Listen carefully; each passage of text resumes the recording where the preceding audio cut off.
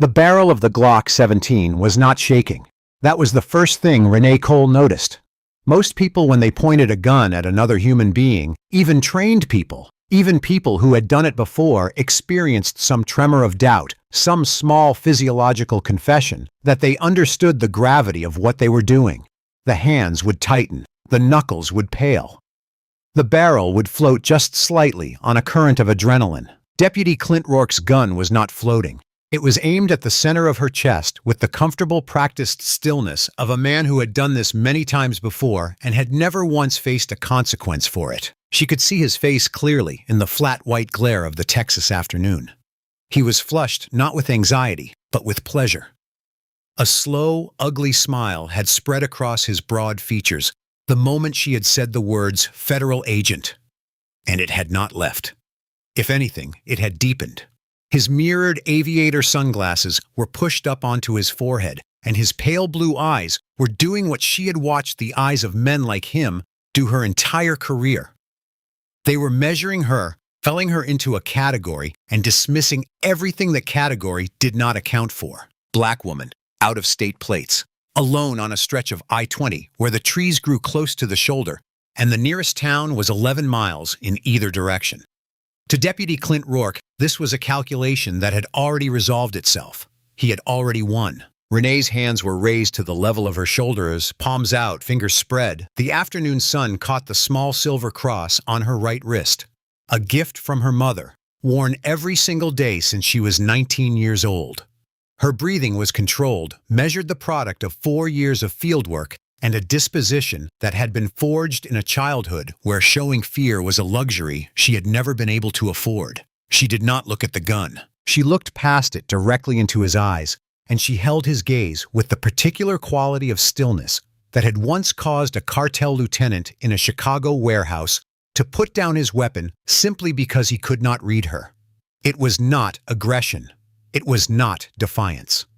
It was the expression of someone who already knew how the next several hours were going to unfold and who felt nothing but a cold, functional patience about the process. On the passenger seat of her rental, partially obscured by a blue plastic water bottle, a small black device sat at an angle that captured the full width of the driver's side window. The lens was the size of a pea. The resolution was 4K. The timestamp in the bottom right corner of the footage it was recording read 2:47 p.m., and it had been running since the moment Rourke had pulled out from behind the billboard. Rourke did not know about the camera. He did not know about the 4 agents staged in a bureau-issued Suburban at the Whip-In truck stop on Highway 79, 4 miles east, who had been listening to the live audio feed from Renée's concealed body transmitter for the last 6 minutes. He did not know that the moment he had activated his emergency lights, a digital notification had been pushed to a federal magistrate judge's tablet in Tyler, Texas, flagging the initiation of the sanctioned undercover stop, and that the magistrate had already authorized the next phase. He did not know any of this. What he knew was that he had a black woman in a rental car alone on his highway, and that she had just told him she was FBI, which was the kind of lie that desperate people told when they were cornered, and which he found personally insulting. Last time, Rourke said, his voice carrying the slow, unhurried cadence of a man accustomed to filling silence with his own authority. "Get on the ground, face down, hands where I can see them." Renée did not move. She let 3 full seconds pass, 3 seconds of nothing but the distant whine of a semi-truck somewhere over the horizon and the dry Texas wind moving through the scrub grass along the shoulder. Then she spoke. Her voice was quiet. It was the kind of quiet that does not require volume because it has never needed it. "You've had 4 minutes, Deputy Rourke," she said, "and you have used every one of them, making this worse for yourself." Rourke's smile thinned. He did not understand what she meant. He would not understand it for another several minutes. But the reader should understand it now. In the pocket of Renée Cole's plain gray t-shirt, pressed flat against her ribs, a button-sized transmitter had been active since she pulled onto the shoulder of I-20. It had broadcast every word Rourke had said, every manufactured claim, every threat, every moment of his ugly laughter, when she told him her designation to a team of federal agents who were at that precise moment pulling onto the highway from the truck stop access road 4 miles east, accelerating toward this exact GPS coordinate at 94 miles per hour. The woman Deputy Clint Rourke believed he had cornered was in fact the one who had set the trap, and the trap had just snapped shut. Harlan County, Texas, did not appear on any list of the most dangerous places in the state. It did not make the crime statistics reports that periodically alarmed state legislators. It had no significant gang presence, no drug manufacturing operations of note, and a murder rate that hovered at or near zero in most years.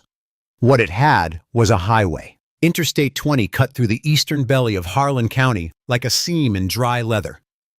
18 miles of 4-lane blacktop that connected the sprawl of Dallas to the west with the Louisiana border to the east, carrying with it a constant daily flow of commerce, truckers, families on vacation, college students driving between cities, contractors hauling tools, small business owners moving inventory, people in transit, people with cash, people who did not know the names of local judges or the private phone numbers of county commissioners.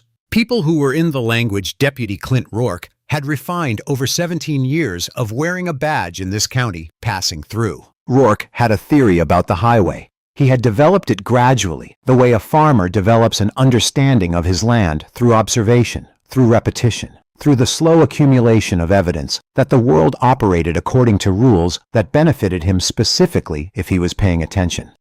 His theory was simple. The highway was a river, and the people who traveled it did not belong to any town, any community, or any system of local accountability. They were fish. They swam through. And a man with a badge and a quota-free existence, Sheriff Dale Pruitt, had never once asked him to account for his hours or his stops, was by the logic of this theory entirely within his rights to net whatever caught his eye. The mechanism was civil asset forfeiture. Technically, it was a law enforcement tool designed to seize assets directly connected to criminal activity. Drug money weapons purchased with illicit funds proceeds of organized crime. In practice in Harlan County, under the administration of Sheriff Dale Pruitt, it had been quietly repurposed into something else entirely, a revenue stream. It worked like this. Rourke would identify a target, almost always a black or Latino driver, almost always in a vehicle whose quality suggested the presence of significant cash, almost always traveling alone. He would manufacture a stop failure to maintain lane expired registration that invariably turned out to be a clerical error, 68 in a 65. He would then conduct a search under the pretext of a marijuana smell that he had never actually detected and which the driver had never actually produced. If cash was found, and cash was often found, because ordinary people carry cash for ordinary reasons, he would seize it under the civil forfeiture statute, claiming it was suspected drug proceeds. He would write a report that used identical language across dozens of stops. No charges would be filed. The money would enter the evidence log and then quietly disappear. 17 months, 14 documented stops with matching language, 0 charges filed, 0 seizures contested in court because the people who had been robbed did not live in Harlan County and did not have the resources to hire a lawyer in a town they had only ever passed through. The total $340,000 in seized cash by Renée's conservative estimate, probably more.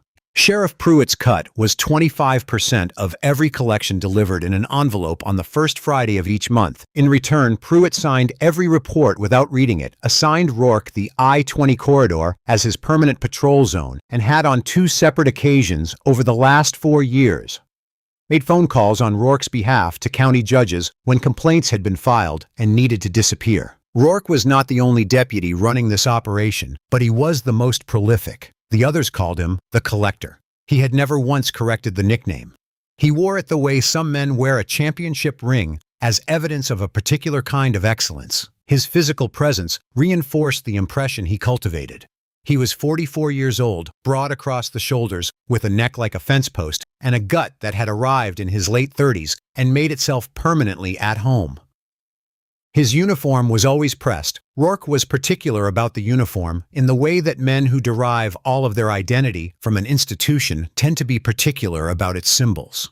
His boots were polished. His badge caught the light. He moved with the heavy, deliberate confidence of someone who had spent 17 years in a jurisdiction where his word was the last word and who had begun to confuse the practical reality of that unchecked power with something more fundamental, with a right. He had a philosophy about it too, though he would not have called it that. He would have called it common sense.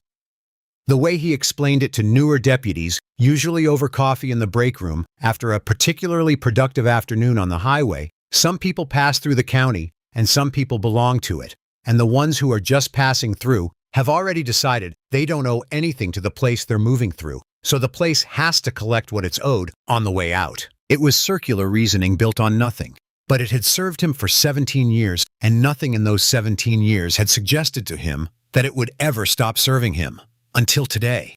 There is a specific quality of stillness that belongs to people who grew up without a safety net. Not the stillness of privilege, which is relaxed, expansive, the stillness of someone who has always believed the floor will hold. This is a different kind. It is compact. It occupies only the space it needs. It has been assembled from years of careful resource management, from the practice of never spending energy that has not been budgeted, never reacting to something that has not been confirmed, never allowing what is felt on the inside to leak out and become a vulnerability on the outside. Renée Cole had been building that stillness since she was 12 years old, which was the year her father died of a cardiac event at a construction site in South Dallas, leaving her mother, Patricia, with 2 children. A rental apartment in a building whose landlord had already begun the eviction process, and $340 in a checking account. Patricia Cole had 3 qualities that Renée would spend her entire adult life trying to replicate. She did not panic, she did not quit, and she was constitutionally incapable of accepting that a situation was hopeless simply because it looked that way. She took 2 jobs mornings at a hospital, laundry evenings cleaning offices in a downtown tower whose name Renée could see lit up from their apartment window. She moved them to a smaller unit in the same building. She sat at the kitchen table on Sunday evenings and went through the week's expenses with the focused attention of a chess player studying a board. Renée watched all of this. She absorbed it. She went to school and came home and did her homework at that same kitchen table while her mother sorted through bills, and she understood, without anyone having to explain it to her, that the world was not arranged to help people who looked like her family, and that navigating it successfully was going to require a level of precision and discipline that most people never needed to develop because the world had been arranged to help them. She got a full academic scholarship to the University of Texas at Dallas. She worked 20 hours a week during undergrad. She applied to the FBI's honors internship program in her junior year on a Tuesday afternoon in the university library. Reading the requirements on a computer while eating a peanut butter sandwich she had brought from home because the campus food court was too expensive. She was accepted. She graduated. She went through Quantico. She was 38 years old now, with a title Special Agent DOJ Civil Rights Division attached to the FBI's Public Corruption Task Force for the Southern District of Texas, and a recent commendation following an undercover operation in Chicago that had dismantled a fentanyl distribution network and had, as a secondary cost, left her with a fractured rib and a deep bruise along her left side that still ached when the weather changed. She had been home in Dallas for 3 weeks of enforced administrative recovery when her brother called. Damon was 22. He had their mother's eyes and their father's stubbornness, and a particular quality of intellectual excitement about the world that Renée had watched in him since he was old enough to ask questions, which was approximately when he learned to talk. He was going to be a lawyer. He had known this with the settled certainty of a vocation since he was 14. And he had spent the intervening years making himself into the kind of applicant that the University of Texas School of Law would have difficulty saying no to. He had a 3.91 GPA. He had 2 summers of paralegal internship experience. He had saved $1,800 over 18 months of weekend work, carefully, deliberately in a labeled envelope in the kitchen drawer, because it was earmarked for orientation fees and first semester materials costs, and because the money was real to him in a way that abstract financial aid disbursements were not. He had been driving to Austin for orientation when Rourke pulled him over. The stop had been 3 months ago on a Thursday afternoon in late August, I-20, westbound, 11 miles inside Harlan County. Rourke had claimed failure to signal. Damon had not been not signaling. He had been doing everything correctly in the precise, overcareful way that black men who have been raised by women who have watched the news learn to drive in places they do not know. Rourke had smelled marijuana. Damon did not smoke. He never had. Rourke had searched the car anyway, found the envelope in the center console, and taken it under the civil forfeiture statute, writing on the citation that the cash $1,800 in mixed bills was suspected drug proceeds connected to the traffic stop. No charges were filed. Damon was released on the shoulder of I-20 with an empty center console and a citation that listed the stop as a routine traffic enforcement action. The report contained no mention of any cash seizure because the seizure had not been formally processed. It had simply been taken. Before Rourke walked back to his cruiser, Damon had done one thing. He had looked at the badge on Rourke's chest and read the name printed beneath it. And then he had photographed it through his windshield with his phone as the cruiser pulled away. When Damon called Renée that evening, his voice was controlled, but she could hear the specific kind of anger underneath it that comes from having something taken from you by someone who knew you couldn't stop them. Renée listened. She asked 3 questions. She told him to send her the photograph. She looked at the name for a long time. Then she opened her laptop. What she found over the next 4 days of research from her apartment in Dallas took the shape of a pattern so clean and so sustained that it was almost aesthetically disturbing. 14 stops with matching probable cause language. 0 subsequent charges. 0 seizures returned. A deputy who had received 2 merit commendations from Sheriff Pruitt in the last 3 years. A civil complaint filed by a traveling salesman from Atlanta that had been received by the Harlan County Sheriff's Department, stamped and apparently filed in a drawer where it had not moved since. She took what she had to her supervisor at the Dallas field office. Her supervisor took it to the Southern District Task Force Coordinator. The task force coordinator reviewed the pattern and authorized a full covert investigation, citing potential violations of Title 18, Section 242. Deprivation of rights under color of law and potential RICO exposure if Sheriff Pruitt's involvement could be documented. The plan was straightforward as undercover operations go. Renée would drive the I-20 corridor through Harlan County in a civilian rental with out-of-state plates presenting the exact profile that Rourke's documented targets shared. Her concealed body transmitter would provide live audio to Special Agent Marcus Webb, her partner, who would be staged with a 4-person tactical team in a Bureau SUV at the Whip-In truck stop on Highway 79, 4 miles east of the county line. A hidden 4K dashcam on the passenger seat would provide visual documentation. The moment Rourke initiated contact and the stop met the threshold for federal intervention, Webb's team would move. She was not on administrative leave. She was not here unofficially.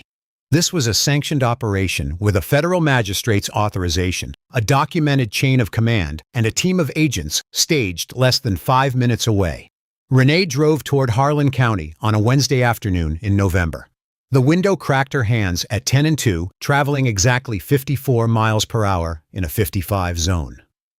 She passed the Lone Star Feeds billboard 3 times before Rourke took the bait. He took it on the 4th pass. The nose of the Harlan County Sheriff's Department cruiser was hidden behind the Lone Star Feeds billboard with the practiced patience of something that had waited in this exact spot many times before. Rourke was on his second sweet tea of the afternoon. The paper cup was sweating in the cup holder, leaving a ring of condensation on the console.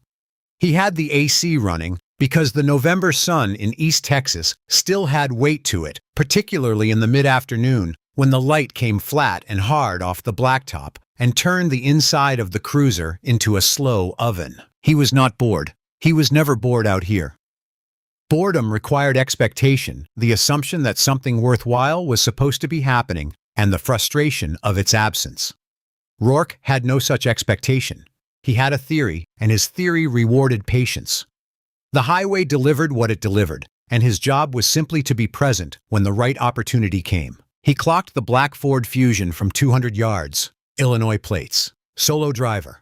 moving slowly, not suspiciously slow, not slow enough to merit a stop on its own, but the kind of deliberate, over-careful slowness that occasionally told you something. He watched it pass his position in the side mirror, noting the driver, black woman, mid-30s, sunglasses, natural hair, one hand on the wheel.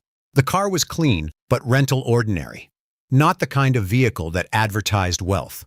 But the Illinois plates, the care she was taking with her speed, and the fact that she was alone on this stretch of highway at 2:43 on a Wednesday afternoon, these things added up to a calculation that Rourke had been running for 17 years, and the calculation came back the way it usually did. Worth checking. He let her get a quarter-mile ahead. Then he pulled out. He did not activate his lights. He closed the gap at approximately 15 miles per hour, over the speed limit, pulling up behind the Fusion until his front bumper was close enough that anyone checking their mirrors would have to register his presence as a deliberate choice, not routine tailgating. He was pushing. He had done this hundreds of times. The goal was to generate a reaction, a speed increase, a lane change, a brake tap. Anything that could be framed retroactively as erratic driving, and thus as the basis for a stop. The Fusion did not react. The driver maintained her speed with a precision that was almost irritating. She did not speed up. She did not swerve. She tapped her brake once lightly, a flash of red that Rourke read as a warning, a message that said, "I see you, back off," and this, of all things, was what triggered him. Not aggression, not suspicion. The mild, controlled assertion that the space she was occupying was hers by right. He hit the lights. The Fusion signaled immediately. Right blinker, smooth deceleration, gradual pull to the gravel shoulder.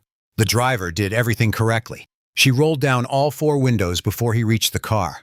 She had her hands visible on top of the steering wheel before he was halfway up the shoulder. She did not reach for anything. She did not look panicked. These things were noted. They were not weighed appropriately. Rourke stopped at the rear of the car and gave the trunk a heavy, flat-palmed slap, the kind of contact that sent vibration through the chassis, that announced itself as force rather than procedure. Then he moved to the driver's side. He did not say good afternoon. He did not ask how she was doing. He leaned down with one arm on the roof and looked at the interior of the car with the slow, deliberate scan of a man who has been granted access to other people's spaces for so long that he has forgotten it is not his right. "You know how fast you are going, sweetheart." His voice was the particular kind of friendly that is not friendly at all. Syrupy, condescending, performing courtesy as a form of control.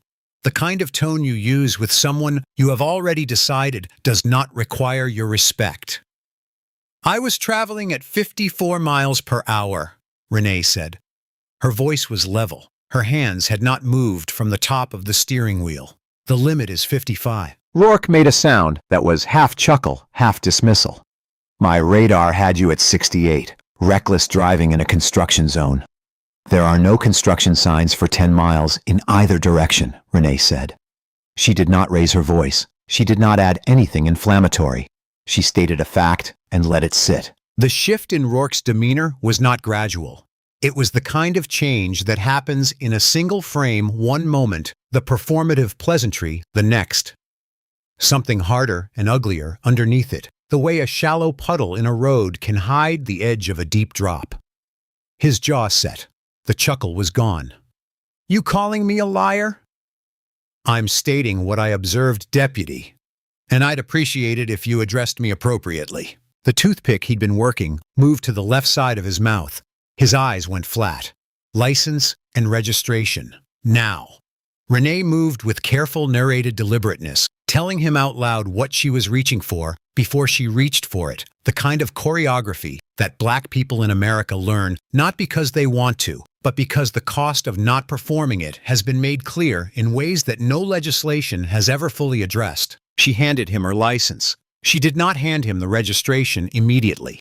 "I also need to inform you," she said, "that I have federal identification in the bag on the passenger seat." Rourke glanced at the bag. Then he looked back at her. Then he laughed a single genuine bark of amusement that echoed off the trees. "Federal ID." He rolled the words around in his mouth like something to taste. "What are you, TSA Park Ranger?"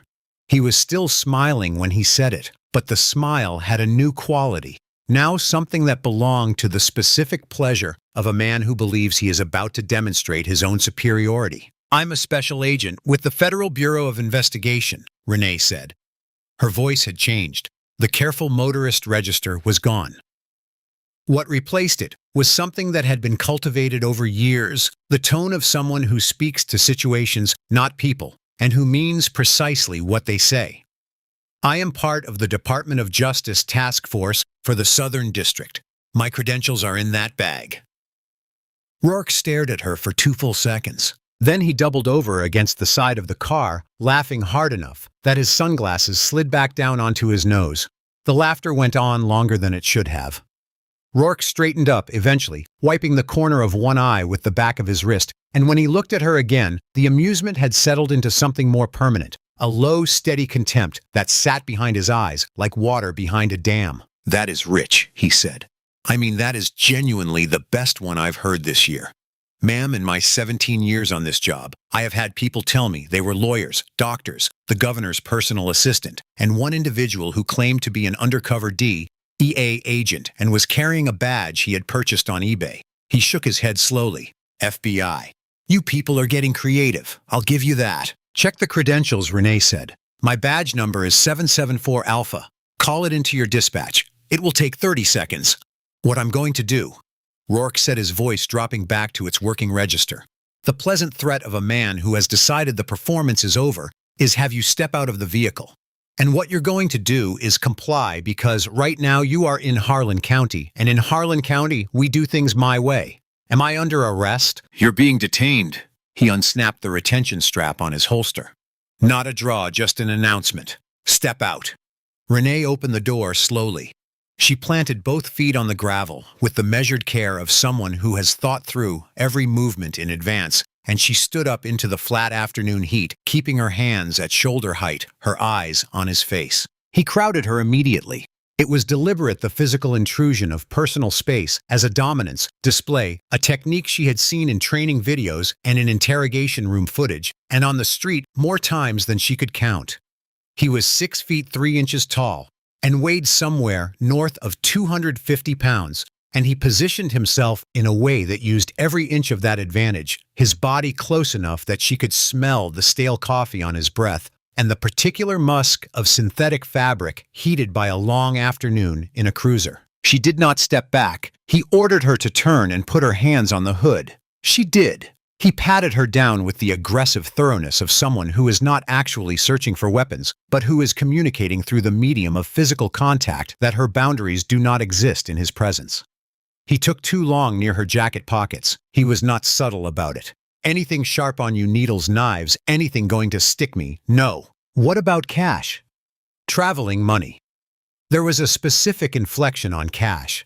The slight thickening of his voice, the way a fisherman's hands tighten when there's a weight on the line. "I have a wallet with standard items. What about that bag on the passenger seat? My credentials are in that bag. My badge and my federal ID. If you look at them, this stop ends immediately." Rourke stepped back from her. She turned to face him. "I smell marijuana," he said. The words were flat, administrative, entirely disconnected from anything happening in the physical world. There was no marijuana.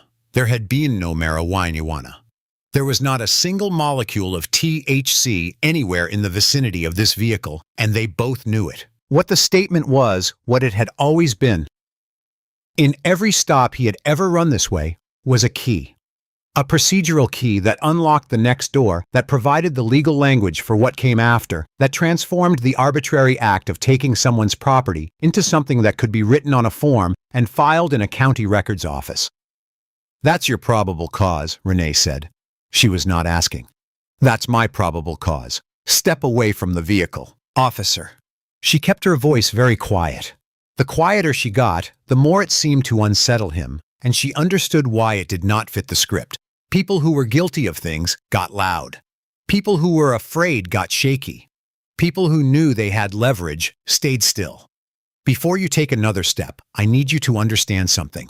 My badge number is 774 Alpha Task Force Designation DOJ-SC-44. There is a GPS transmitter in this vehicle that has been active since you activated your emergency lights. My team is aware of my location. I am asking you one more time to verify my credentials." Rourke looked at her for a long moment. The afternoon wind moved through the scrub grass. Somewhere a hawk made a single descending note above the tree line. Then Rourke put his hand on the grip of his service weapon, drew it from the holster, and leveled it at the center of her chest. "Get on the ground," he said. "Face down, hands behind your head, right now." This was the moment that opened the script, that image of the gun barrel in the afternoon light, the practiced ease with which he held it, the casual cruelty of a man who had done this before and had never been made to answer for it. Renée raised her hands to shoulder height, palms out. She did not get on the ground. She looked past the gun and past the uniform, and she found his eyes, and she held them, and she let the silence extend between them with the patience of someone who can afford to wait because the next thing that is coming is already in motion and there is nothing left to negotiate. "You've had 4 minutes," she said quietly, "and you have used every one of them, making this worse for yourself." Rourke's grip tightened on the gun. Behind the water bottle on the passenger seat, the 4K camera continued recording. The timestamp read 2:47 p.m. From the Whip-In truck stop, 4 miles east, a black Chevrolet Suburban pulled onto the highway access road and accelerated. Rourke did not know about any of this. "I'm going to count to 3, he said. "My badge number." Renée said, her voice precise and unhurried, "is 774 Alpha. I am the lead investigator on the DOJ task force for this district. A silent distress beacon in this vehicle has been active for 6 minutes. My team is tracking my GPS position. Deputy Rourke." She paused. Just briefly, just long enough for the name to land. "What you do in the next 30 seconds will determine the shape of the rest of your life." 3, Rourke said. He stepped forward. He did not fire the weapon. Whatever else he was not yet ready to commit murder in flat daylight on a federal highway. But he raised the barrel toward her face, and his intention was clearly to use the weight of the gun to force her down, to pistol whip the compliance out of her, the way he had done Renée would later learn on at least 3 prior occasions, with people who had no way to report it to anyone who would care. Renée moved, but it was not the startled, scrambling movement of someone trying to escape. It was something much smaller and much more precise. A rotation of her upper body, a step back and to the left, a controlled redirect of his wrist that used his own forward momentum to send the gun barrel skyward. He stumbled. Gravel shifted under his boots. His balance went wide. She stepped back to a clear position, hands raised again, giving him room to recover, maintaining a distance that a camera would record as defensive. Rourke caught himself against the hood of the rental. He was breathing hard now, his face deep red, the humiliation of having been physically redirected by the woman he had just spent 6 minutes dismissing, sitting on top of him like a physical weight. His eyes, when he looked at her, were a different thing entirely from what they had been a moment ago. The contempt was still there, but something had been added to it, something hotter and less controlled. "You are dead," he said. The words came out in a thin, shaking breath. "Do you understand me? You are a dead woman." He raised the gun again. Renée looked at it. She looked at him. She smiled. It was not a smile of submission or of fear or of appeasement. It was the specific expression of a person who has set something in motion and is watching it arrive. It was the expression of someone who has already won. Rourke blinked. The sound came from everywhere simultaneously. The rotor wash arrived before the helicopter was visible. It came as a pressure change, first the air over the highway thickening slightly. The scrub grass along the shoulder, beginning to lean the loose gravel on the roadside shoulder, jumping and skittering in a direction that had nothing to do with the wind. Rourke felt it before he heard it, the way you feel the approach of a thunderstorm through the skin before the sound arrives.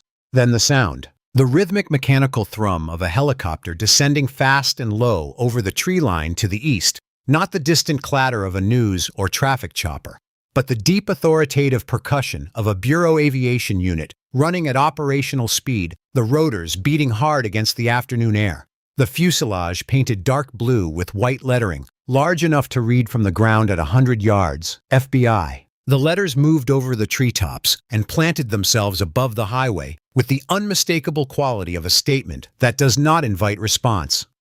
Rourke's head snapped up.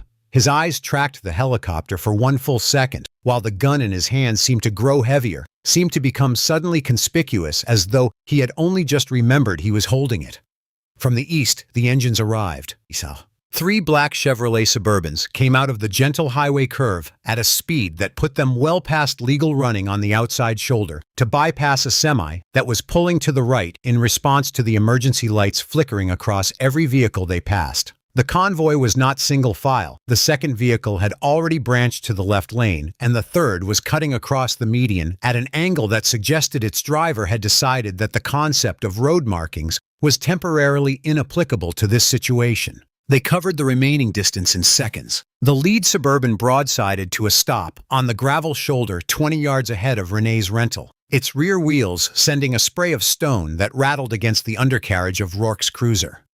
The doors were opening before the vehicle had fully stopped. Men and women in tactical vests with the yellow-on-navy FBI panel across the chest moved from the vehicle with the practiced, coordinated precision of a unit that has done this enough times that the individual decisions have been absorbed into a single collective action. There were 6 agents in the initial deployment. Their rifles were up, and their laser sights found Rourke's center mass with a speed that suggested they had been aimed at him in their minds before the vehicle stopped moving. The red dots settled and did not waver.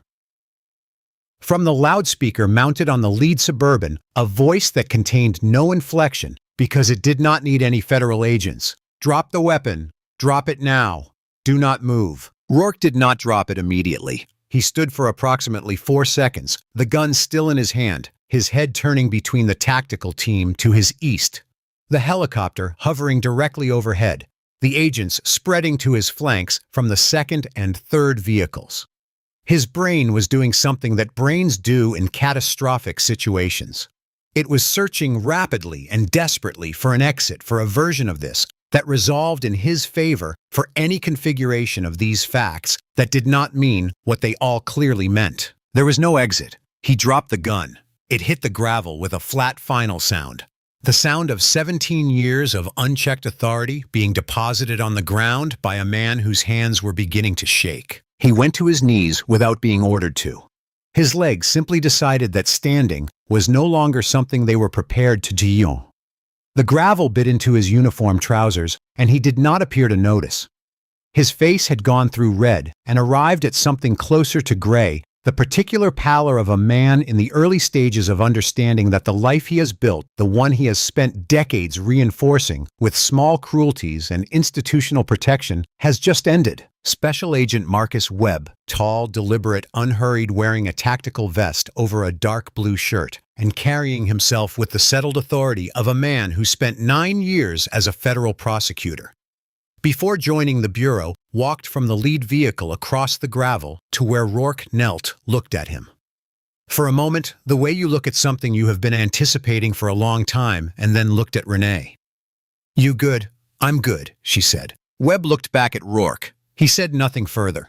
He simply stood there while 2 other agents moved in behind Rourke, and the zip ties came out, and the process of formally removing a 17-year law enforcement career from a man's wrists began. Renée walked to her rental. She reached through the passenger window, past the water bottle, and picked up the small black dash camera. She removed the data card, held it between 2 fingers for a moment, and set it in the breast pocket of her jacket. Then she reached further into the bag on the seat and came out with the gold shield in its leather wallet.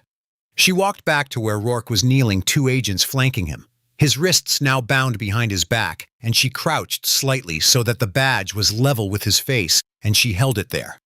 The afternoon light came through at an angle and caught the gold, the eagle, the globe, the words in raised metal that Rourke had spent 6 minutes laughing at. "Look at it," Renée said. She did not raise her voice. "Take your time." Rourke looked at the badge. His jaw worked. His eyes moved from the shield to her face and back to the shield. Up close in the direct light, with the gun on the ground behind him and the helicopter slowly ascending to a holding pattern overhead, the badge was obviously completely and entirely real. He closed his eyes. "Is it fake?" Renée asked. He shook his head. The movement was small and defeated the motion of a man who has run out of the energy required to maintain a fiction. "Good," Renée said. She straightened up. She clipped the badge to her belt. She looked at Marcus Webb. "Process him." Don't rush. She walked back to the rental, stood at the driver's side door, and looked at the empty highway. The semi-truck had pulled to the shoulder a quarter-mile back, and the driver was standing beside it watching. A minivan had stopped on the opposite shoulder. The helicopter's shadow moved in a slow ellipse across the blacktop. It was very quiet now that the engines had stopped. From the open window of Rourke's abandoned cruiser, the radio crackled with the voice of the Harlan County Dispatch Operator, Unit 6, Deputy Rourke. "What is your 20? Sheriff Pruitt is asking for your status. He says if you've got an out-of-state stop, let her go." "Don't need the paperwork today." Renée looked at the cruiser. She looked at the handset dangling inside. She walked to the cruiser. She reached in through the open window, picked up the handset, and keyed it. "This is Special Agent Renée Cole of the Federal Bureau of Investigation," she said. And her voice went out on the Harlan County Sheriff's Band to every radio in the county, every cruiser, every dispatcher, every deputy car, sitting somewhere between here and the Louisiana border. Unit 6 is in federal custody and is not available. You can tell Sheriff Pruitt that he should put a fresh pot of coffee on at the station. She paused one beat. "We are going to need something warm when we come for him next." She set the handset back on the console. The radio went silent. What happened next was not an accident. Most people watching from the shoulder of I-20, the semi-driver, the family in the minivan, the two passing cars that had slowed to a crawl to observe the cluster of federal vehicles would have expected the same thing. The deputy in handcuffs, a convoy of black vehicles heading toward the nearest federal processing facility. And one more bad cop added to a list that was already too long. That was not the plan. Renée had worked this through with Webb and the task force coordinator 3 weeks ago in a conference room in the Dallas field office with a whiteboard and a map of Harlan County and a documented pattern of 17 months of criminal behavior. The problem with Rourke standing alone was that Rourke was a tool. Rourke was the mechanism. The machine was Pruitt, the man who had built the racket, who had insulated it, who had spent 22 years constructing a county-level power structure in which his personal enrichment was protected by his official authority, and his official authority was reinforced by his personal enrichment, a circuit that fed itself. If they arrested Rourke today formally, with charges filed and counsel appointed, and the machinery of federal prosecution set in motion, two things would happen. One, Pruitt would be warned. He had judges. He had lawyers on retainer. He had a network of relationships built over 2 decades in county government that would, with any early warning at all, generate enough procedural friction to complicate the case and buy time for whatever was in the ranch house safe to be moved, destroyed, or otherwise made to disappear. 2, Rourke would lawyer up immediately, and the opportunity to let him run, to let him go back to Pruitt and expose the full scope of the network through his own panicked conversations, would be gone. What they did instead was this. Rourke was detained, questioned, and released on his own recognizance with a notice that he was the subject of a federal investigation and that he was required to remain in Harlan County pending further proceedings. His service weapon was logged as evidence. His dashcam data card was seized. He was strongly encouraged by Marcus Webb, who delivered the encouragement in the flat, informational tone of someone reciting a weather forecast, to contact a lawyer. Then they let him go. They watched him drive away in his cruiser. And then Marcus Webb walked to the surveillance van they had staged on a property easement off the I-20 frontage road, sat down in front of a receiver that had been connected since 9 a.m. that morning to the federal wire that a magistrate judge in Tyler had authorized on the strength of Renée's preliminary investigation package, and he put on a headset. The wire was on the landline to the Harlan County Sheriff's Department main office. Rourke called Pruitt at 4:17 p.m. The call lasted 11 minutes. In the first 2 minutes, Rourke described the stop in the hyperventilating, self-justifying cadence of a man who has just had the worst afternoon of his life and needs to reframe it as a story where he is still in control. He used the phrase "fake fed" 4 times. He described Renée's physical resistance, embellished slightly in the way that men who have been outmaneuvered tend to embellish, and characterized her as unstable and clearly a con artist. He noted that she had been released pending investigation. In the next 3 minutes, Pruitt did what Pruitt had been doing for 22 years. He made the problem smaller than it was, and then he handed Rourke a version of reality in which everything was fine. He said he would call Judge Gary Calhoun in the morning. He said the task force people from Dallas were notorious for overreach and routinely had their cases thrown out on procedural grounds. He said Rourke should come in tomorrow, write his report the usual way, and let the county's legal apparatus handle the rest. In the final 6 minutes, something that Renée had been hoping for but had not counted on happened. Pruitt asked about the stop itself, not out of concern for the federal implications, out of operational curiosity. He asked whether Rourke had collected before the situation went sideways. Rourke said no. Pruitt said, jamais. Illinois plates usually carry. Marcus Webb, listening in the van on the frontage road, wrote 2 words on his notepad: conspiracy. Confirmed. Pruitt had just discussed on a federally wiretapped line his personal financial interest in the robbery of a traveler passing through his county. He had not used those exact words. He had not needed to. The context, the pattern, the documented history, and this conversation together constituted the framework of a federal RICO charge that was no longer a theory. The warrant process began at 4:52 p.m. In the meantime, Rourke went back to the Harlan County Sheriff's Department. He sat in the break room with 2 deputies named Fowler and Estep, and he told them what had happened. And as Pruitt's reassurance settled over him and the distance between the afternoon's confrontation and his present safety grew, the story changed. The woman with the badge became less formidable. His own role in the events became more decisive. By 6 p.m., sitting in the break room with a cup of coffee and the comfortable geography of the station around him, Rourke had told the story of how he had stared down a Fed and walked away clean and had received from Fowler and Estep the kind of laughing, badge-heavy approval that had served for 17 years as his primary form of professional validation. He went home. He ate dinner. He watched 2 hours of television. He slept soundly. He had no idea that a federal magistrate judge in Tyler, Texas, had just signed 3 arrest warrants. The next morning, Thursday, Rourke was back on the highway by 7:30 a.m. He had not been told to stay off the road. The notice he had received the previous afternoon said only that he was under federal investigation and was to remain available in the county. It said nothing about resuming patrol.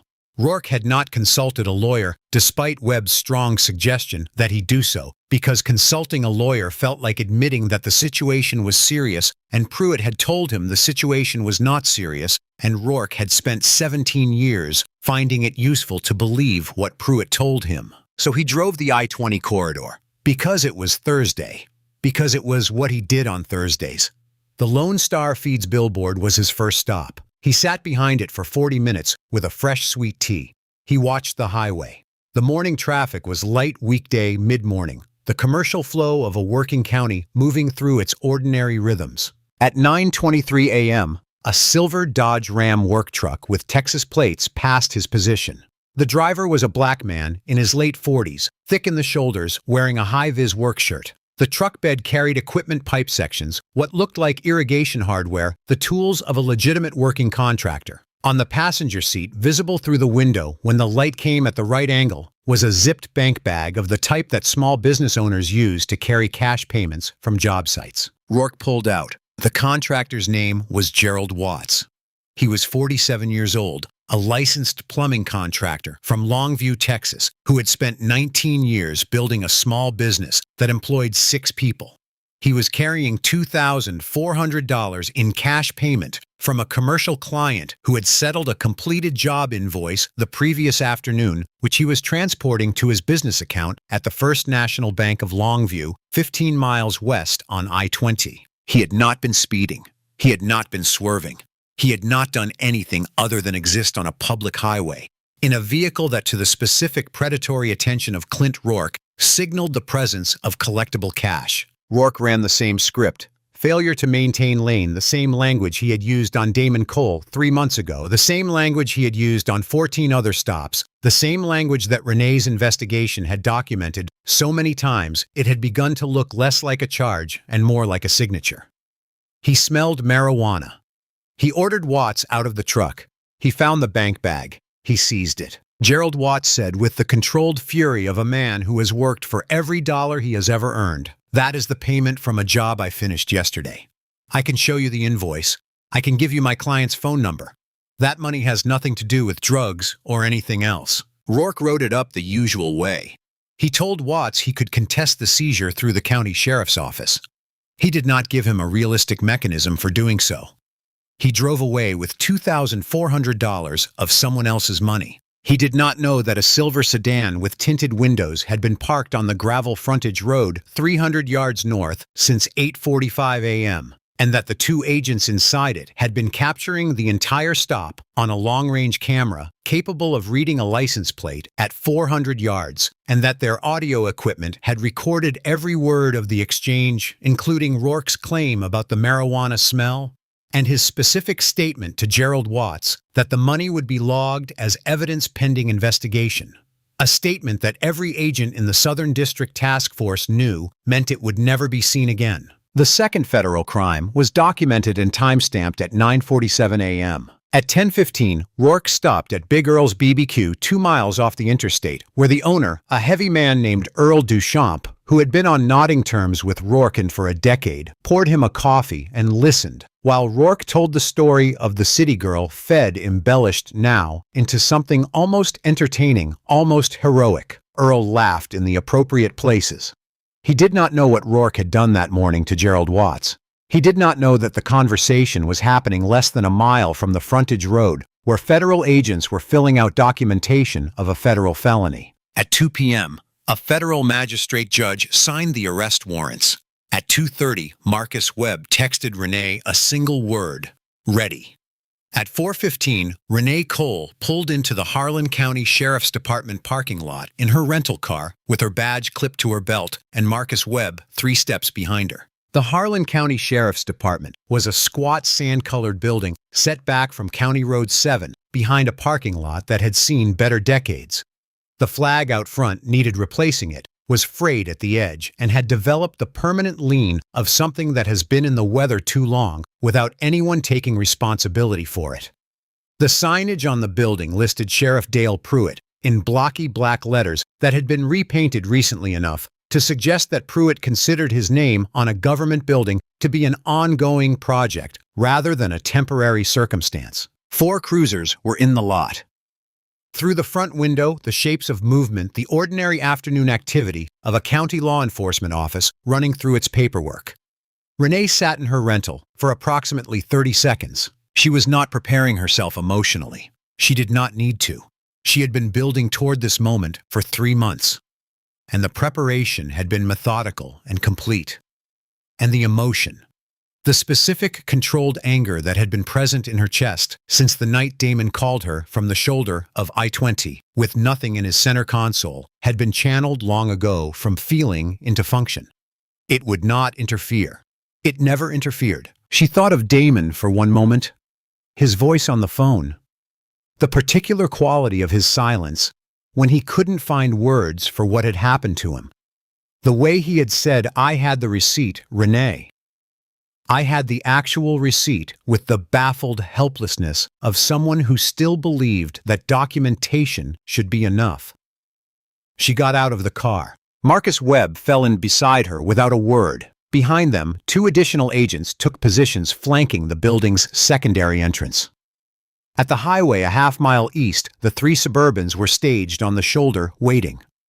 Renee pushed open the front door of the Harlan County Sheriff's Department. The desk sergeant, a pale middle-aged man named Briggs, who was working through a ham sandwich and a crossword puzzle, looked up with the reflex attention of someone expecting a routine inquiry. He did not immediately register what was happening. People in FBI vests do not push open the front door of small county sheriff's departments every day, and the brain's first instinct when confronted with the unprecedented is to reach for the nearest adjacent familiar category and apply it. His brain reached for routine. It was not routine. Through the interior window that looked into the main bullpen, Renee could see the bullpen. 3 desks, 2 deputies doing paperwork, a coffee maker on a counter at the back, and at the far left desk turned sideways, reviewing something on his computer screen and not yet aware of the front door opening, Deputy Clint Rourke. He was in uniform. His boots were polished.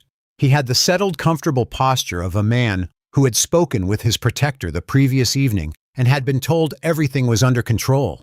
He looked up when the desk sergeant's chair scraped back. He saw Renée. The color left his face in a single rapid movement, the way a tide goes out, not slowly but all at once, retreating from his jaw, from his neck, leaving him pale and arrested. His eyes fixed on her, and his mouth not quite open but no longer shut. His hand resting on the edge of the keyboard went still. The two other deputies in the room looked up, registered the vests, and their own stillness was almost simultaneous. Renée stopped at the desk sergeant's counter. "Special Agent Renée Cole, FBI Southern District Task Force," she said loudly and clearly so that every person in the building could hear it. She placed her badge on the counter. "I am here to execute a federal arrest warrant for Deputy Clint Rourke. I would like him to come out from behind that desk, and I would like him to do it slowly." The room was very quiet. Rourke stood up. It was a slow, mechanical process, like watching something reassemble itself in the wrong order. His chair rolled back. He got to his feet. His hands came up slightly, not quite raised, hovering at a height that was neither compliance nor resistance. "Rourke," he said, and then stopped because he had started the sentence with his name without knowing what to attach to it. He had meant to say something that would reorder the situation, some invocation of union representation or procedural challenge, or the name of someone who would make phone calls. But the names and procedures he had relied on his entire career were no longer available to him, because the institution that had employed them was standing on the other side of the counter in a tactical vest. And it was not on his side. His hands were beginning to shake, not dramatically, not visibly to someone at a distance. But Renée was close enough to see it, the fine, rapid tremor that ran from his wrists to his fingertips, the physical confession of a body that understood what the mind was still refusing to fully accept. Webb walked past the counter and through the bullpen and stopped in front of Rourke's desk. He set a folded document on the surface, the federal arrest warrant printed and signed and authorized by a magistrate at 2 p.m. that afternoon, bearing Rourke's name and listing in the formal language of federal criminal procedure 5 counts that together added up to the entirety of what he had built over 17 years. Rourke looked at the document. He did not pick it up. "Turn around," Webb said. Rourke turned around. His hands went behind his back without being asked, and the click of the handcuffs was the loudest sound in the room. Renée set the thick file folder on the desk in front of where Rourke had been sitting. She did not open it. She did not need to. It was there as a statement. 17 months of documentation. The Watts seizure from that morning, the transcribed excerpt of last night's phone call to Pruitt, all of it compiled and organized and ready. She wanted him to see its weight. "Clint," she said. He turned his head over his shoulder slowly. "This is the last time you will be in this building as an employee of Harlan County," she said. "I want you to look around and remember what it looks like." He looked around. The 2 other deputies were standing near their desks with the careful stillness of people who have decided very quickly that whatever is happening is not something they want any part of. The desk sergeant had set down his sandwich. The coffee maker on the back counter made a small liquid sound. Rourke was walked out of the front door of the Harlan County Sheriff's Department in handcuffs through the parking lot and placed in the back of a federal vehicle. He did not say a word. He stared at the floor of the Suburban and the handcuffs on his wrists and the floor again, and the expression on his face was that of a man taking inventory of a loss so comprehensive that he does not yet have language for its dimensions. While Webb was processing Rourke at the County Line substation, 3 vehicles were moving in a different direction. Sheriff Dale Pruitt's ranch was 12 miles south of the interstate on County Road 31, set back from the road behind a half-mile paved driveway, flanked by white-painted wooden fencing of the kind that signals both acreage and investment. The house was 3 stories built in the Texas Hill Country style, with a deep wraparound porch and stone detailing that did not come cheap. Behind the house, a stable housing 4-quarter horses. To the east, a 500-acre property boundary marked by cedar post fencing that went as far as the eye could carry. It was a beautiful piece of property for a man earning $58,000 a year. Renée had reviewed the property tax records. She had reviewed the purchase history. She had reviewed Pruitt's salary records for each of the 22 years he had been sheriff of Harlan County. None of the math worked, not even approximately. Not if you added the salary to every overtime payment and benefit disbursement in the public record. The ranch should not exist, but it did exist, and the ledger that documented how it had been paid for was according to one of the informants Rourke would provide in the coming days in a fireproof safe in Pruitt's study behind a painting of a cowboy. The convoy that turned off County Road 31 onto Pruitt's driveway at 5:15 p.m. consisted of 3 armored Suburbans and 1 tactical transport. The gate at the end of the driveway was a heavy iron structure, the kind that makes a statement about property and access and who decides who enters. The lead agent driving the first Suburban had been briefed on the gate. He did not slow down. The gate came off its posts with a sound that Pruitt, sitting on his porch with his evening bourbon, heard from the house. He stood up. He was a large man in his late 50s, with the kind of deliberate, expansive physicality that men develop when they have spent decades having rooms organize themselves around their presence. His hair was silver white and precisely combed. His boots were the expensive kind. He had the look of a man who had decided at some point in his 30s that the most important thing a person could project was the settled confidence of someone who had never lost. He watched the convoy come up his driveway. He watched them spread out across his manicured lawn, one vehicle cutting hard left toward the stable, another swinging right toward the detached garage. They were not driving on his driveway anymore.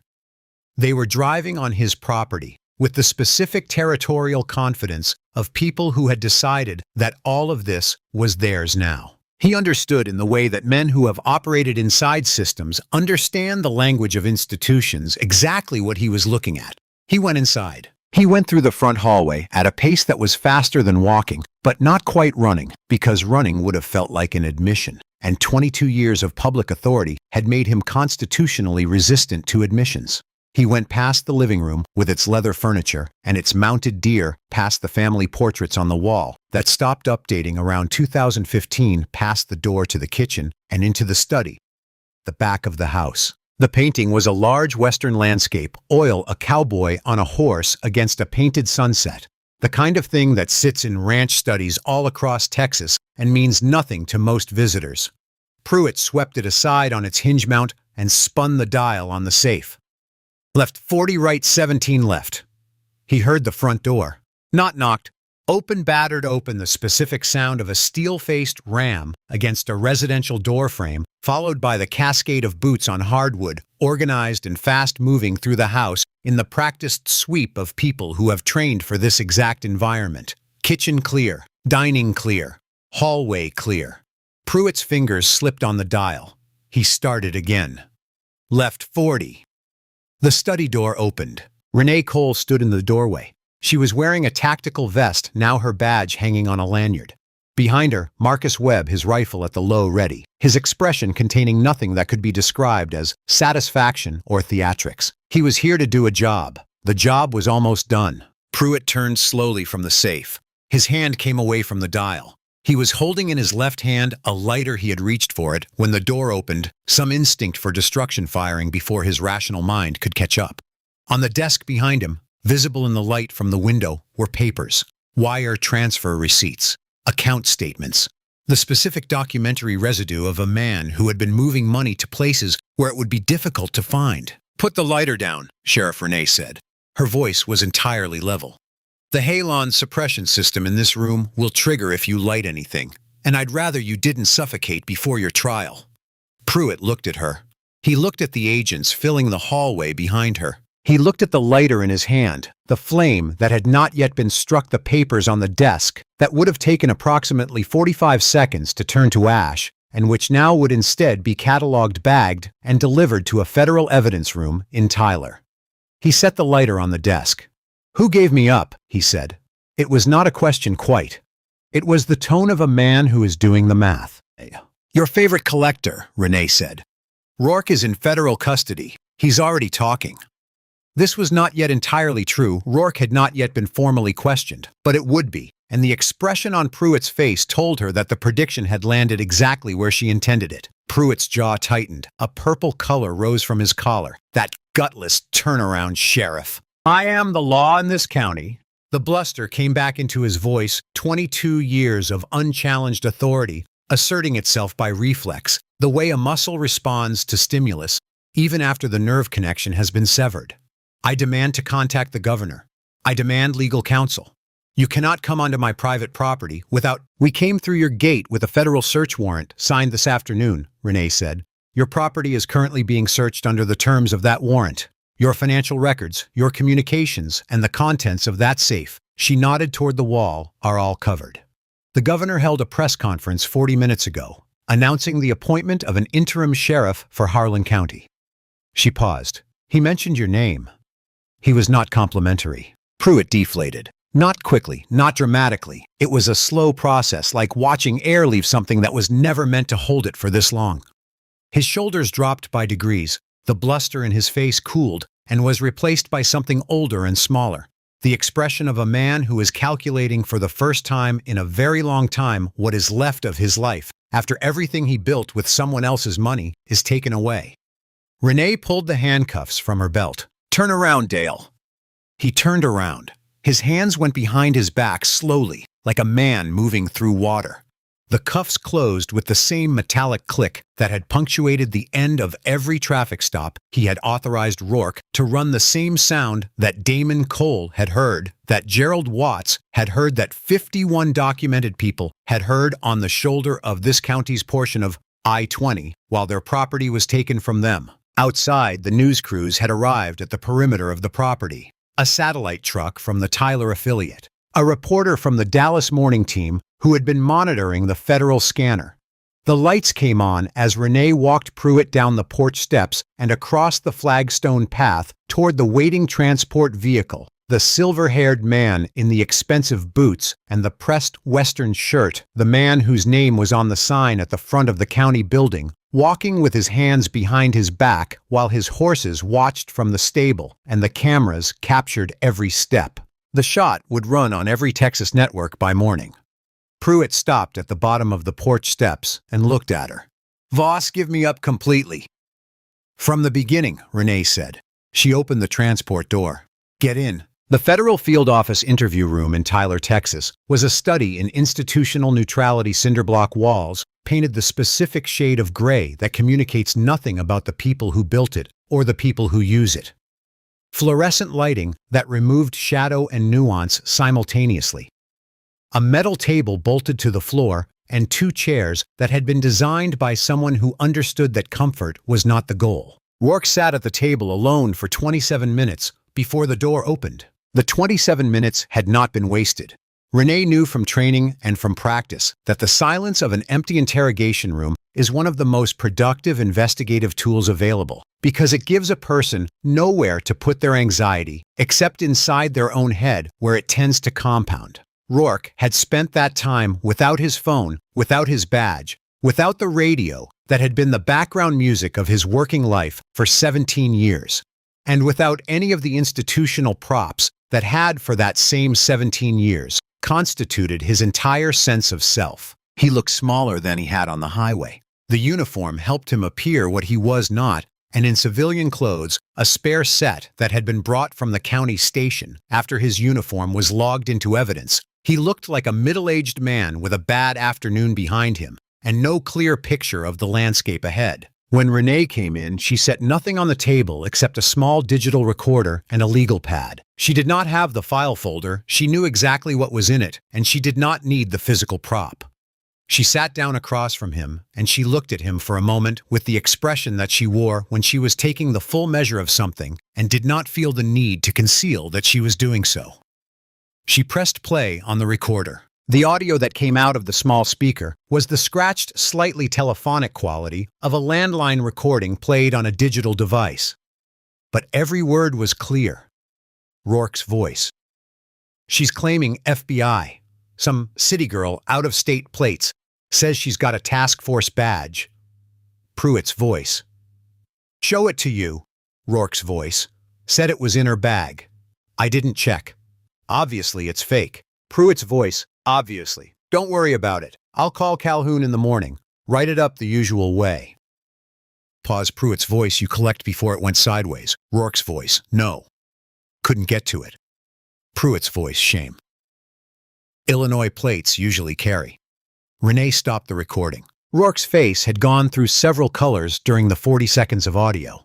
He had arrived at something that was not quite pale and not quite green, the color of a man whose body is having a physiological response to information that his mind is not yet ready to fully process. That's from your sheriff's department landline, Renee said.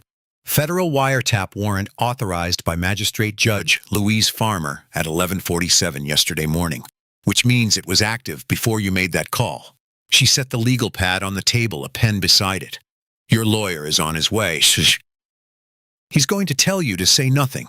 That's good advice in general. But before he gets here, I want to have a very specific conversation with you so that when you're deciding what to do, you understand exactly what the options look like. Rourke said nothing. His leg was bouncing under the table with the rapid involuntary rhythm of a man whose nervous system has decided to operate without consulting the rest of him.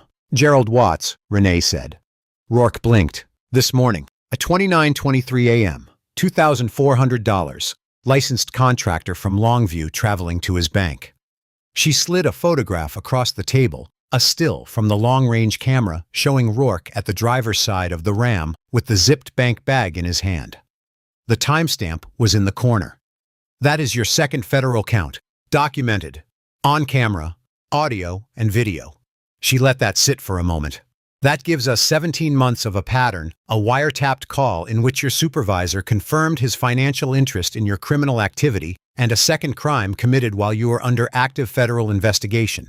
The word premeditated appears in your warrant 31 times. Rourke put his elbows on the table and his face in his hands.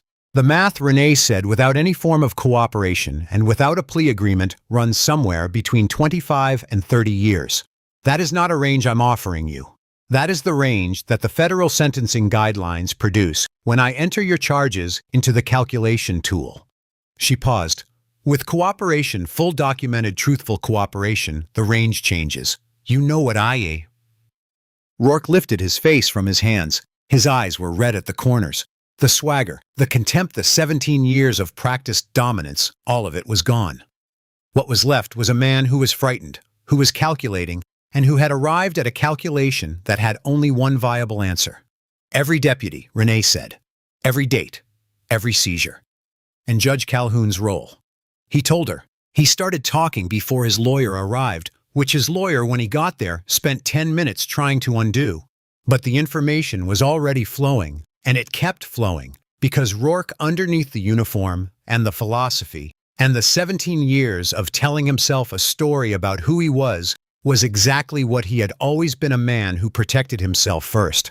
Not out of malice, not out of any particular moral code, but out of the same self-interested calculation that had driven every decision he had ever made. He gave them Pruitt. He gave them Calhoun.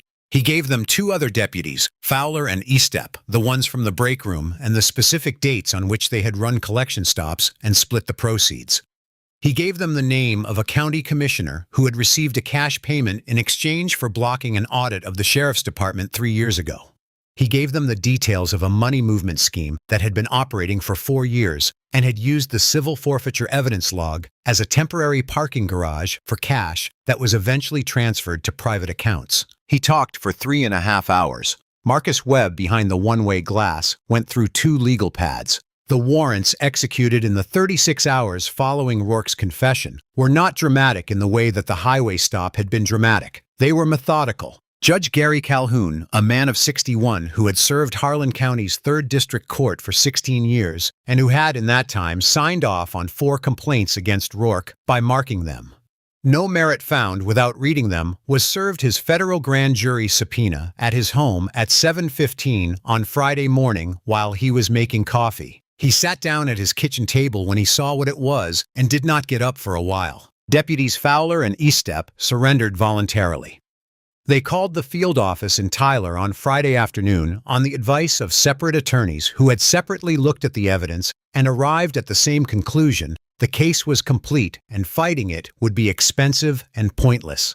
They surrendered, were processed, and were released pending trial on their own. Recognizance, their law enforcement credentials, revoked as a condition of release. The county commissioner, a man named Tom Dillard, who had received a $5,000 cash payment in exchange for blocking a 2021 departmental audit, hired a defense attorney and said nothing, which was his right and which his attorney had correctly identified as his best available option. By Saturday morning, the Harlan County Sheriff's Department had been placed under the administrative oversight of the Texas Department of Public Safety, all patrol functions suspended pending review.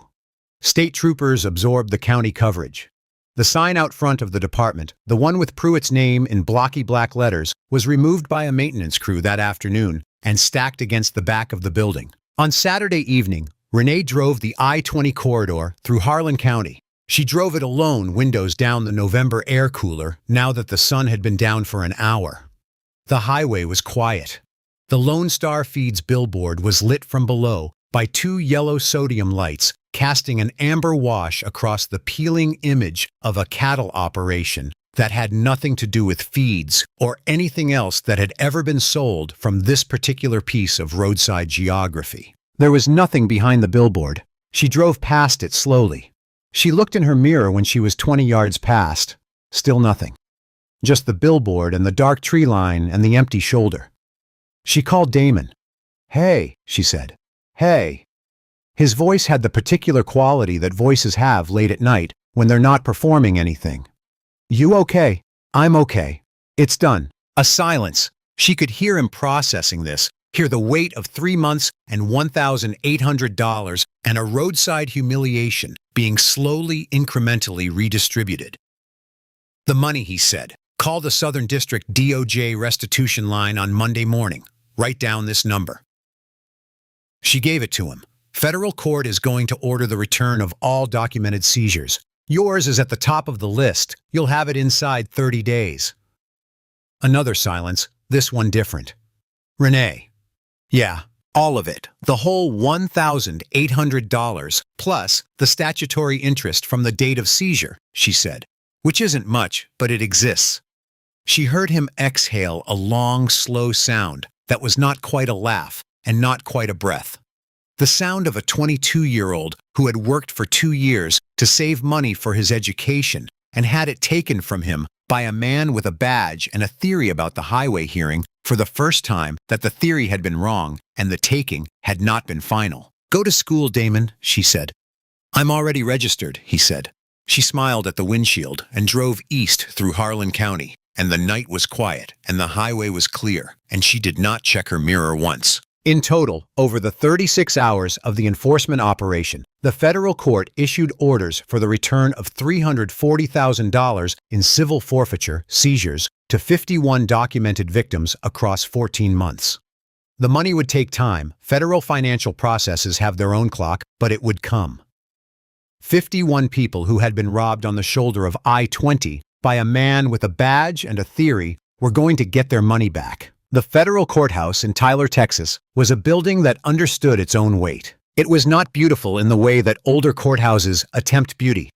No carved stone, no soaring dome, no ambition toward the monumental. It was glass and steel and function, a building that had been designed by people who believed that the seriousness of the work done inside was better communicated through plainness than through grandeur. The lobby floor was polished concrete. The seal of the United States was inlaid in the floor at the center of the main entrance, and people stepped over it or around it on their way to the elevators, and the seal remained indifferent to being stepped on, which was perhaps the point. Courtroom 6 was on the 4th floor. It seated 200, and it was full. This had not been expected. The trial of a county deputy and a county sheriff from a rural East Texas jurisdiction was not the kind of federal case that typically generated a gallery. But the story had traveled the dashcam footage, which had been included in the federal evidence disclosure and subsequently aired on 3 Texas television stations, had then moved to national media, where it sat for approximately 72 hours in the particular zone of sustained attention that the internet assigns to footage of someone being caught in the act of believing they are untouchable. The sequence in which Rourke laughed at Renée's badge, the specific quality of that laughter, the particular texture of the contempt, had been watched enough times that it had acquired a kind of cultural shorthand. People knew what had happened on I-20. They were here to watch the end of it. The prosecution had elected to proceed with Rourke's sentencing before Pruitt's trial, in part because Rourke's cooperation agreement had been finalized, and in part because the evidence against him was, as the lead prosecutor described it in a pre-sentencing brief, comprehensive to the point of redundancy. There was nothing left to argue about the facts. The only remaining question was the sentence, and even there, the only variable was the degree to which his cooperation would generate a departure from the federal guidelines. Rourke sat at the defense table in a civilian suit that had been obtained from a department store in Tyler because he no longer owned clothing suitable for a federal proceeding. The suit was navy blue and slightly too large at the shoulders. His hair, which had been thick and close-cut on I-22 months ago, had thinned noticeably. The particular kind of weight that a person carries when they are not sleeping and are living in the specific anxiety of knowing that a major event is coming, but not knowing exactly how major this weight had done visible work on his face. He looked 10 years older than he had on the highway. He did not look like a predator.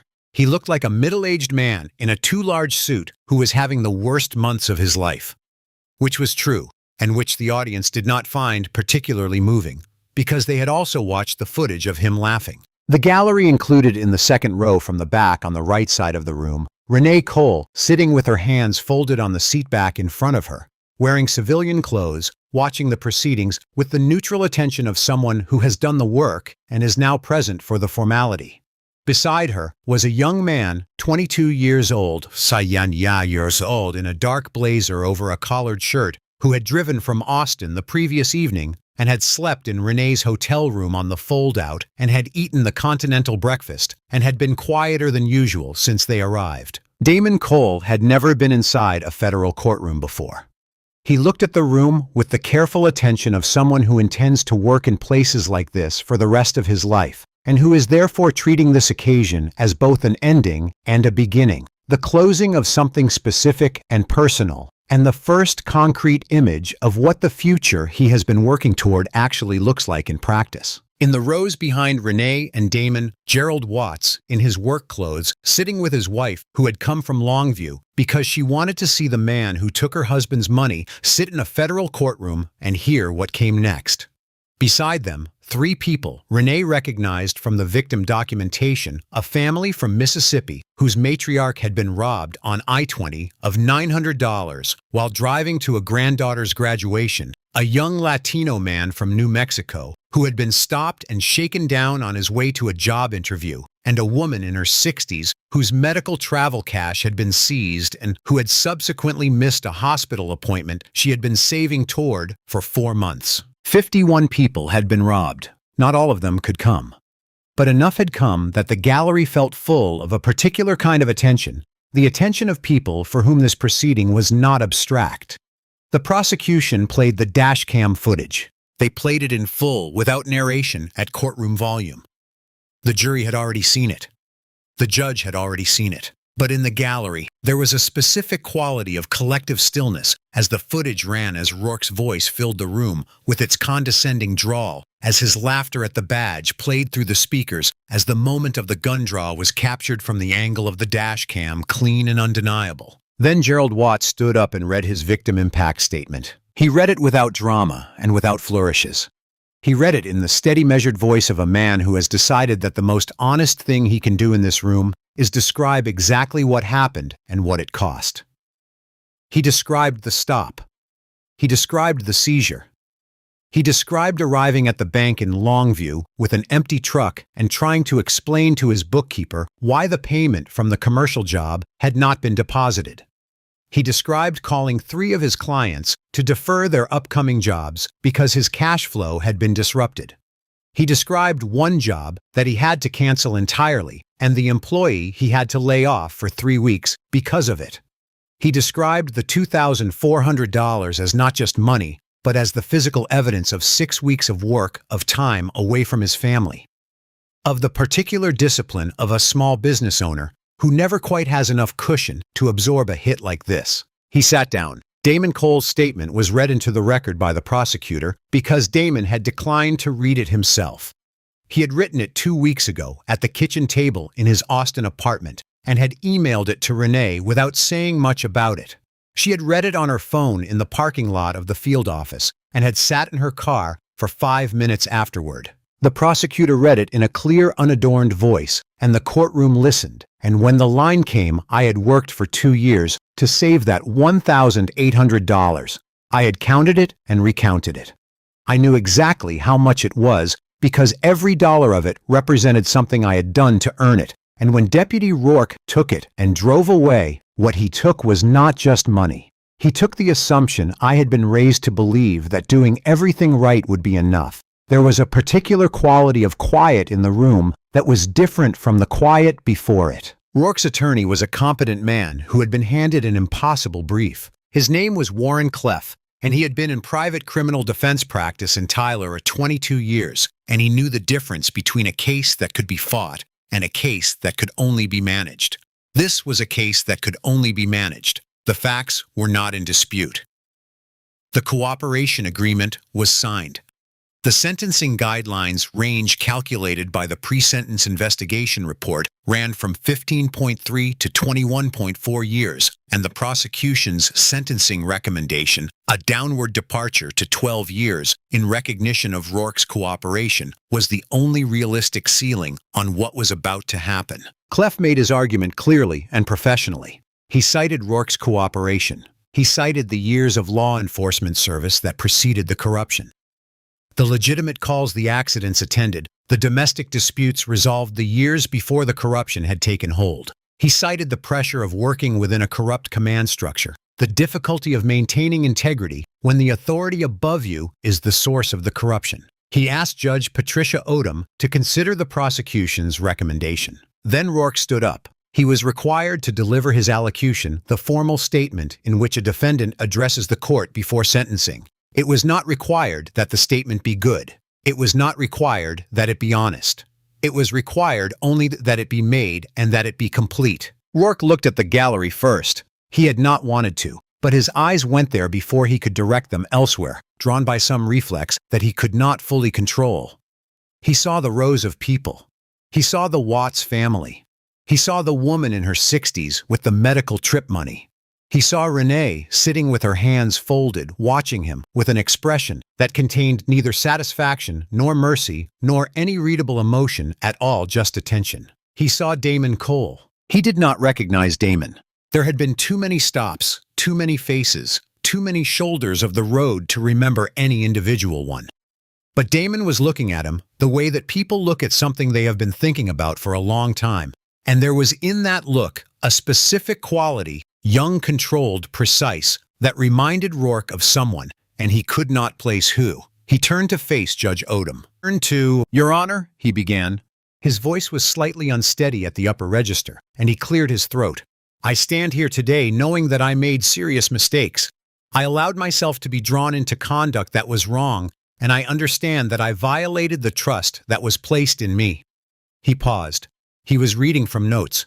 I cooperated fully with the federal investigation, and I hope that the court will consider that cooperation in its decision. I know that what I did caused harm to people who did not deserve it, and I am sorry for that. He paused again. The courtroom was very quiet. I am not a bad person, he said. I got caught up in a system that was already in place when I came to it. The sheriff set the terms. The pressure was there from day one. I made the choice to go along with it, and I own that.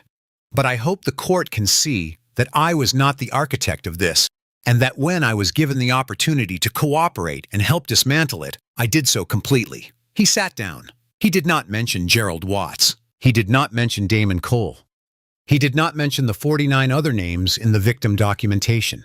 Judge Patricia Odom shuffled her papers. She was 63 years old, black, with a career on the federal bench that had followed a career in the United States Attorney's Office, that had followed a childhood in circumstances not significantly different from Renée Cole's own. She had been described in a profile in the Texas Law Review as someone who treats the federal sentencing guidelines as the beginning of the analysis, not the end of it, and who considers the full human dimension of the harm caused before deciding where on the spectrum the justice should fall. She removed her glasses. She looked at Rourke. She looked at him for a long time, not with hostility, not with contempt, but with the specific quality of examination that belonged to someone who was reading something carefully and wanted to be sure of what they had found before they said it aloud. Then she began. "Mr. Rourke," Judge Odom said. Her voice carried the particular resonance of someone who speaks in large rooms regularly and who has long since stopped needing volume to communicate weight. It settled over the courtroom with the quality of weather. "You have told this court that you are not a bad person. You have told this court that you got caught up in something that was already in place. You have asked for the consideration of this court in light of your cooperation." She paused.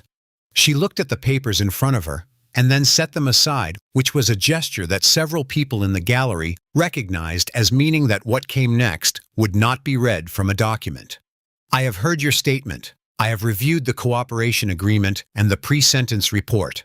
I have also spent considerable time with the evidence in this case, and I want to be very direct with you about what I have concluded." Rourke's hands were flat on the defense table. "You did not make mistakes," Judge Odom said.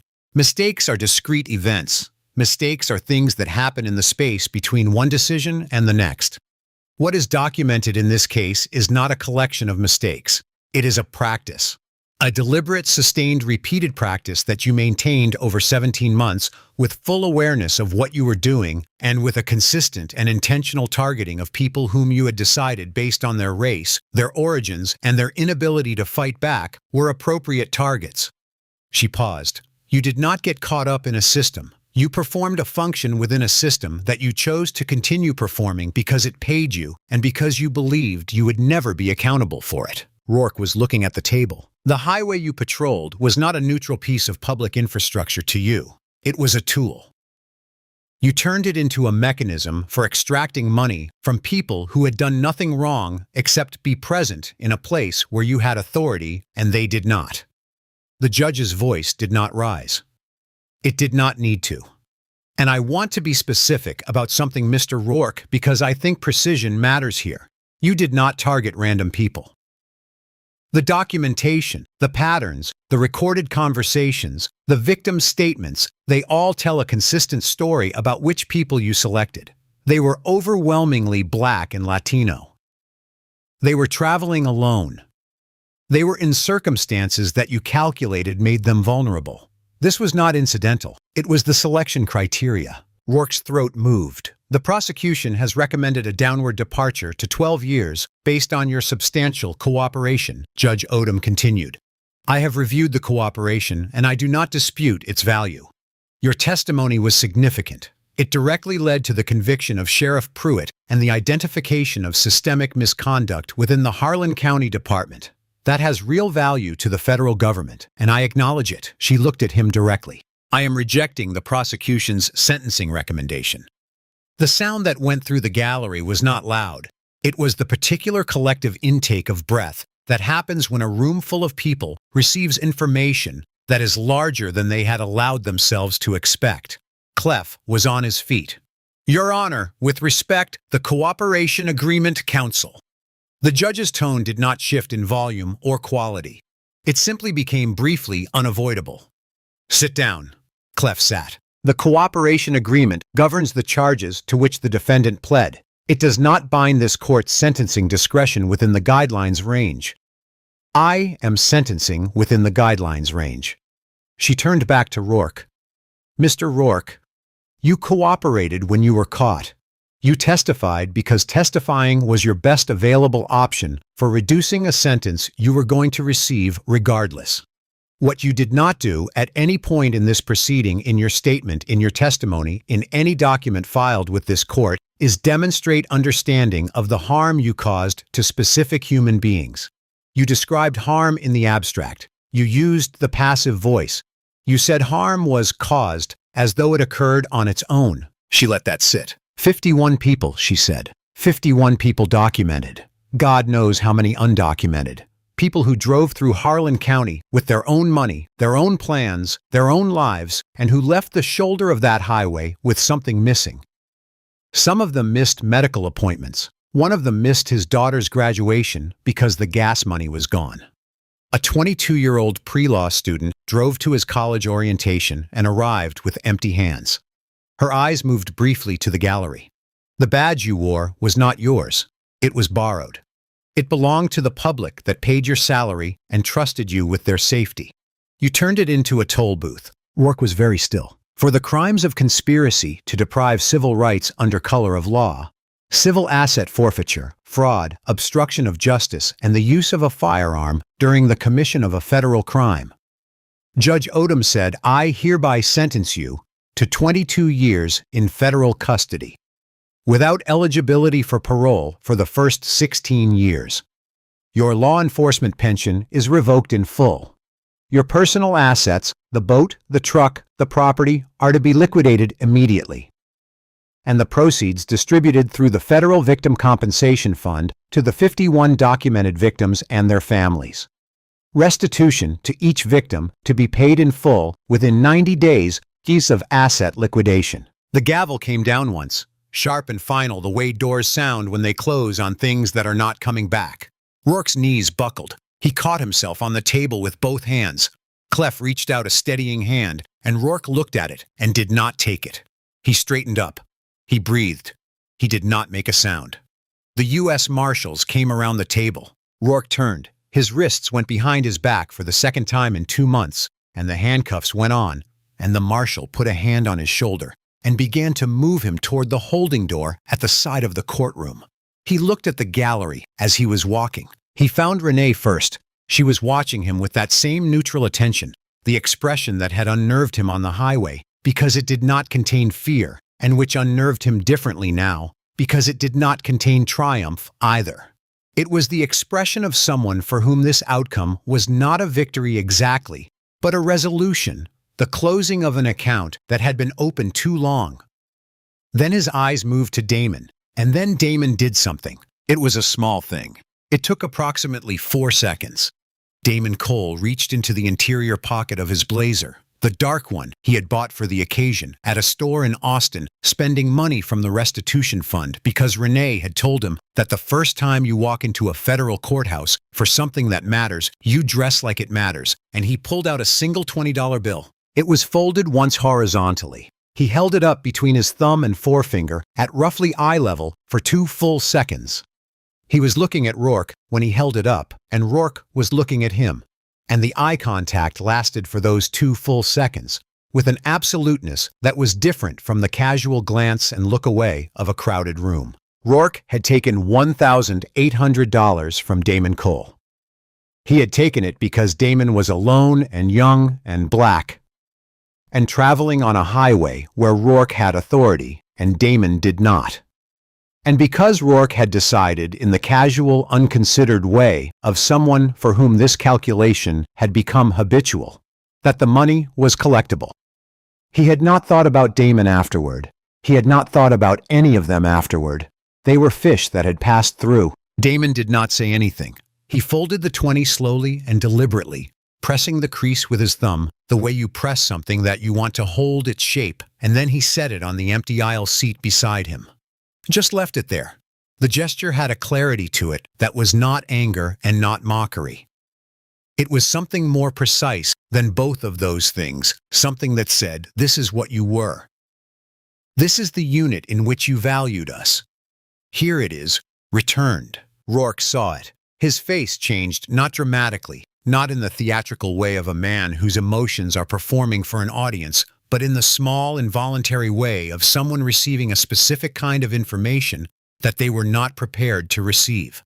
Something around his eyes, something in the set of his jaw. The marshal kept him moving. The holding door opened and closed, and Deputy Clint Rourke was gone. The $20 bill sat on the aisle seat. Nobody touched it for a long time. Renée put her hand on Damon's shoulder, and Damon put his hand over hers, and they sat like that in the federal courtroom in Tyler, Texas, while the gallery began slowly to move around them, and the sounds of the world reassembled themselves from the formal quiet of the proceeding into the ordinary noise of people leaving a room. Gerald Watts, 2 rows ahead, stood up and turned and found Renée's eyes and nodded once, not with the emphasis of someone making a speech, but with the simplicity of someone acknowledging that a thing has been completed that needed to be completed. Renee nodded back. The woman in her 60s, the one with the medical trip money, was crying. Not with distress, but with the particular quality of relief that comes when something you have been carrying by yourself turns out to have been seen after all, by someone with the power to do something about it. Outside the courthouse, in the flat November light of a Tyler afternoon, the TV crews were setting up on the plaza. Inside in courtroom 6, a $20 bill sat on an aisle seat in the gallery and said everything that needed to be said about the value Clint Rourke had placed on the people he had taken from, and the exactness with which they had decided to give that value back to him. Sheriff Dale Pruitt was convicted 14 weeks later on 38 federal counts of racketeering, conspiracy, civil rights deprivation, under color of law, and wire fraud. Judge Odom presided over his sentencing as well, and gave him 29 years, effectively a life sentence, for a man of 58, a fact that several legal commentators noted with the dispassionate observation that the mathematics of a long sentence have a way of concentrating the meaning of accountability. His ranch, the 500-acre property, the horses, the white-painted fencing, the 3-story house with its leather furniture and its portraits on the wall, was seized in full, assessed, and sold at federal auction. The net proceeds, combined with the liquidation of the offshore accounts that investigators found recorded in the ledger behind the cowboy painting, were distributed to the 51 documented victims of the I-20 collection operation. The county converted the ranch land, through a state land transfer arrangement, into a public recreational ground. A sign went up at the entrance on County Road 31, Harlan County Community Ground, paid for by the people. It was the most honest sign that land had ever carried. Interim Sheriff Diana Reeves, former Texas Ranger, former instructor at the DPS Academy in Austin, a woman whose professional reputation rested substantially on the proposition that the rules were not optional and were in fact the point, fired 9 deputies in her first 2 weeks, each termination supported by documented body camera violations or failure to intervene in known misconduct. She implemented a department-wide policy requiring all dash cam and body camera footage to upload automatically to a cloud server accessible to the State Oversight Board and not under the control of any individual officer or supervisor. She established a public hotline for civil asset forfeiture complaints and answered the first 12 calls personally. The Lone Star Feeds billboard, the specific one behind which Rourke had waited, came down 6 months after the arrests when Reeves negotiated the county's acquisition of the adjacent land parcel. The county built a rest stop on the cleared site, 2 covered picnic tables, a water fountain, a small parking area, and shade trees that would take 10 years to grow to their full height, but that had been planted with the understanding that some investments are made for the people who come after. Damon Cole started his first semester at the University of Texas School of Law the following January. His tuition was paid. The $1,800 had been returned with an interest, exactly as Renee had said it would be, and deposited into his account 6 weeks after the sentencing on a Monday morning, while he was sitting in an administrative law class that met at 8 a.m. and that he had not missed once. Renee drove him to Austin for orientation herself, the same stretch of I-20 that had taken something from him 3 months ago, and she drove it in the early morning with the windows down and the Texas sunrise coming in low from the east and the highway completely clear in both directions. She did not think about the billboard. She did not check her mirror. She thought about her father, who had died at a construction site in South Dallas when she was 12, and about her mother, who had sorted bills at the kitchen table and had refused to believe that the situation was hopeless simply because it looked that way. She thought about all the money her family had never had, and about the particular kind of discipline that not having it had installed in both of them, in her and in Damon.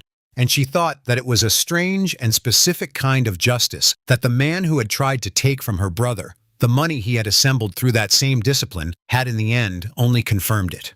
Rourke had stolen $1,800 from Damon Cole. In return, Damon Cole had watched him handed 22 years. She thought there was math in that somewhere, even if it was not the math of commerce. She turned to Damon and asked if he was ready. He said yes. She believed him. She accelerated, and the Texas morning opened up ahead of them, and the highway was clean and wide and entirely theirs. If this story kept you watching until the end, hit subscribe on our channel so you never miss a story like this one. Drop a comment below. What would you have done if you were in Renée's shoes? Would you have let him drive away, or would you have made the call right there on the highway? Every single comment gets read. Thank you for watching.